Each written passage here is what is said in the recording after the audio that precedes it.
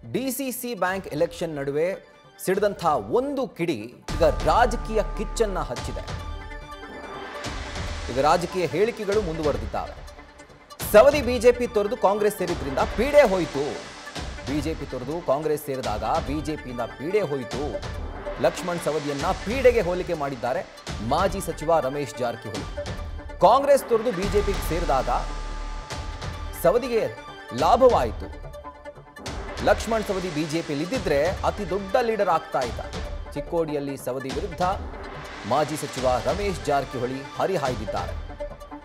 ಇನ್ನು ಮುಂದುವರೆದಂತೆ ಇನ್ನೊಂದು ಹೇಳಿಕೆಯನ್ನ ಕೊಡ್ತಾರೆ. ಸವದಿ ಬಿಜೆಪಿಗೆ ಬರೋದಾದ್ರೆ ಎಲ್ಲಿ ತಡಿಬೇಕೋ ಅಲ್ಲಿ ತಡಿತೇವೆ. ಅಥಣಿಯಲ್ಲಿ ಲಕ್ಷ್ಮಣ್ ವಿರುದ್ಧ ರಮೇಶ್ ಜಾರಕಿಹೊಳಿ ಗುಡುಗಿದ್ದಾರೆ.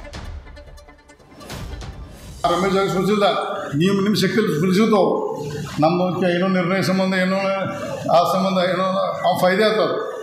ಫಾಯ್ದೆ ಆದ ನಾವು ಅದು ಒಂದು ಇವು ಒಂದು ಕೊನೆ 15 ದಿವಸ ಬಂದರು ನಮ್ಮ ಪೀಡ ಹೋಗ್ತದೆ ಬಿ ಜೆ ಪಿಯಿಂದ. ಇಲ್ಲಿತ್ತಂದ್ರೆ ಭಾಳ ದೊಡ್ಡ ಲೀಡರ್ ಆಗ್ತದೆ. ನಾವು ಅಲ್ಲಿ ಒಂದು ಪೀಡ 5 ವರ್ಷ ಎಮ್ ಎಲ್ ಎ ಆಗಿರ್ಬೋದು.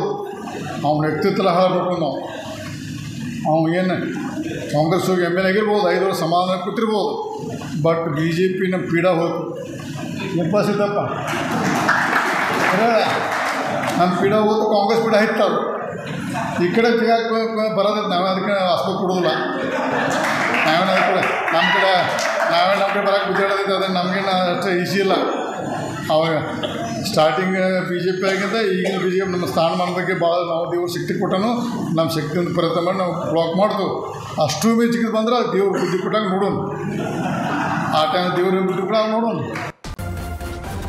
ನ್ಯೂಸ್ ಫಸ್ಟ್ ನಿರ್ಭೀತಿಯಿಂದ ನಿಮ್ಮ ಪರವಾಗಿ.